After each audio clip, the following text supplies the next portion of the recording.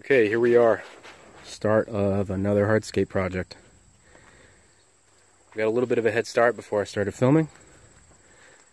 Everything's painted out. Had the customer check over the shape of the sidewalk and the patio just for confirmation before we start digging. So we're going to have an Allegro sidewalk with a Hera border. It's connecting the driveway to the homeowner's new addition, and then a small path leading up to a staircase that we're going to set into the hillside.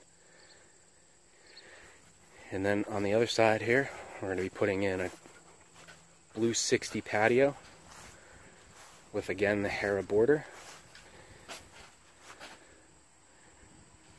It's going to wrap around under the deck, connecting the sliders to the entrance of the new addition, giving the homeowners a nice place to hang out.